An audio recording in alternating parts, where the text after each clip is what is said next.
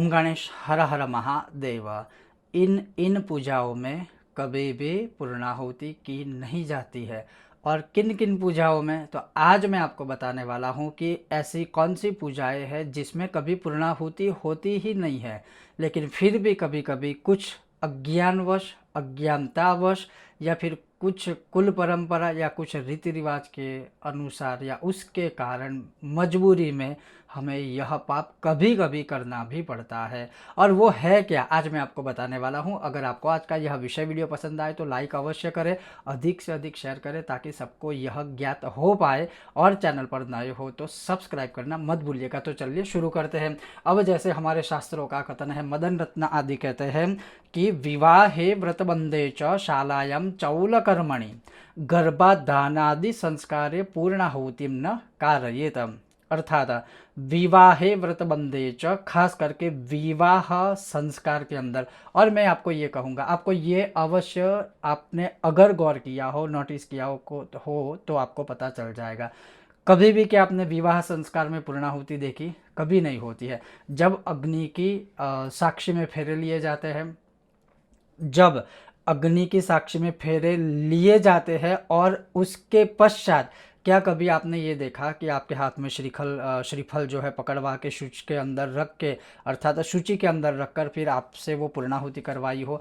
कभी भी नहीं होगा। तो आपको ये पता चल जाएगा कि विवाह में भी कभी यह पूर्णाहुति नहीं होती है। और उसी प्रकार से यज्ञोपवीत संस्कार जब दी जाती है, जैसे हम हमारे आधिकारिक शिष्यों को जब यज्ञोपवीत देते हैं या यज्ञोपवीत हम देने जाते हैं, तब भी कभी भी पूर्णाहुति शास्त्रों के मत अनुसार हम कभी भी नहीं करवाते। तो यज्ञोपवीत में भी कभी पूर्णाहुति नहीं होती है। शालायाम चौलकर्मणे, तो जब नए घर की शुरुआत हो जाती है बननी, उसके बाद जो उसके स्तंभ आदि, जो बहुत एक लंबी प्रक्रिया है, लेकिन स्तंभ आदि बन जाते हैं, तो शालायम अर्थात उस समय पर जो कर्म किया जाता है वो है शाला कर्म। उसमें भी कभी पूर्णाहुति नहीं होती है। हालांकि शाला कर्म के विषय में बहुत सारे अलग अलग भी प्रकार है, वो भी मैं आपको बता दूं, स्पष्टता कर दूं। चौल कर्मणि, जब चौल नयन संस्कार करवाया जाता है तब भी कभी भी उसमें पूर्णाहुति नहीं होती है। फिर गर्भाधान आदि संस्कार, जब गर्भाधान आदि संस्कार अर्थात सभी जो संस्कार है हमारे, वो सारे संस्कार इसमें आ गए, तो गर्भाधान आदि जो संस्कार होते हैं उसमें भी कभी पूर्णाहुति नहीं होती है।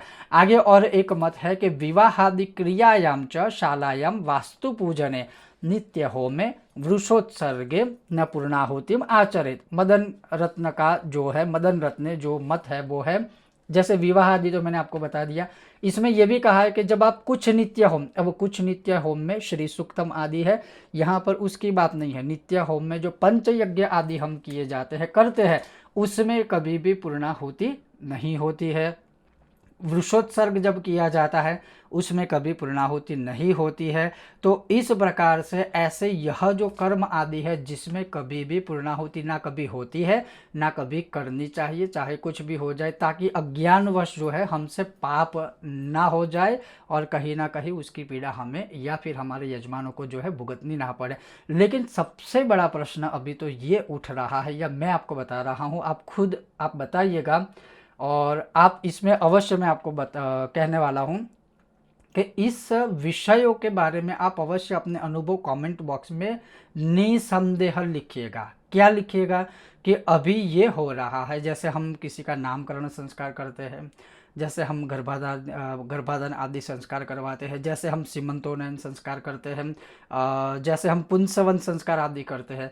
अब कोई भी 16 संस्कारों के हमारे शास्त्रों में से, ग्रंथों में से जो भी है वह पूरा मत उठाइए, पूरी विधि विधान देखिए।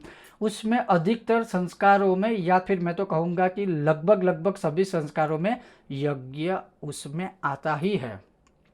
यज्ञ के नाम अलग है, यज्ञ की आहुति देने के मंत्र अलग है, कुछ प्रायश्चित यज्ञ है, आदि आदि है। लेकिन सबसे बड़ी बात है कि आप संस्कार तो बहुत अभी देख रहे हैं कि जैसे किसी ने, अभी तो एक जो नई परंपरा निकल रही है, या शायद निकली है, आपने काफ़ी रील्स देखी होगी कि आज नेम रिवील, अर्थात जो बच्चा है या बच्ची है जो भी आएगा उसका आज नामकरण होगा। लेकिन उस नामकरण में पूजा पाठ नहीं होगे, उस नामकरण में बलून में से मतलब नाम निकलेगा, कहीं और से नाम निकलेगा, आसमान से नाम निकलेगा, कहीं और से उड़कर नाम आएगा, कुछ खींचेंगे फिर नाम निविर होगा।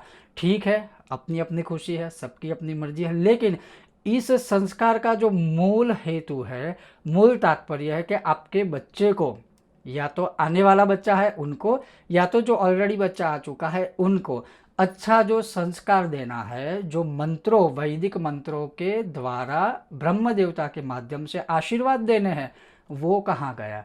तो वो जो विधि विधान है वो 10 मिनट का हो गया, लेकिन उस विधि विधान में जो फंक्शन है वो 10 घंटे का हो चुका। अब आप सोचिए यहाँ पर गलती किसकी है। तो मैं सिर्फ ये प्रयत्न कर रहा हूँ, सही चीज़ों को जानिए, सही चीज़ों का आचरण कीजिए। हम चाहे कितने भी मॉडर्न हो जाए, या कितने भी ज़माने आए जाए बदल जाए, या कुछ नई फैशन आए जाए बदल जाए, लेकिन हमारी मूल परंपरा जो हमारे संस्कार है, हमारे वेद है, हमारे मंत्र है, हमारी पूजा पाठ की पद्धति है, वो कभी जो है आप उसको स्किप मत कीजिए, उसमें समय की कमी मत रखिए। आप बाकी सारी चीज़ों को अधिक समय दे रहे हैं, लेकिन जो शास्त्रोक्त विधि विधान है उसको नहीं दे रहे हैं। मैं बार बार कहता हूँ कि एक आधे घंटे, पौने घंटे या 1 घंटे की पूजा में क्या आप निश्चिंत होकर के अपना ध्यान नहीं दे सकते?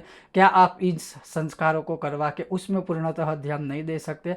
सिर्फ 1 घंटा आपको आपके वहाँ जिन पंडित जी को बुलवाया है उनको दे दीजिए, वो जो कहते हैं वो सुनिए, वो जो कहते हैं वो करें। भगवान की पूजा करनी है, वो आपको उसका महत्व समझाएंगे। बाकी फिर समय आपका ही है, आप चाहे बलून में से नाम निकाले, आसमान से उड़ाए, हेलीकॉप्टर से उड़ाए, प्लेन से उड़ाए, या फिर केक से निकाले, जहाँ से निकालना है वहाँ से निकालिए नाम, लेकिन कम से कम हमारे संस्कार, हमारे शास्त्रों का तो सम्मान कीजिए। और ये मेरी आप सबसे रिक्वेस्ट है, अधिक से अधिक आप ये शेयर कीजिएगा। क्या आपने किसी भी ऐसे संस्कार में यज्ञ देखा है? अगर हाँ तो आप अपना अनुभव साझा कर सकते हो। ओम गणेश, हर हर महादेव, जय सिया राम।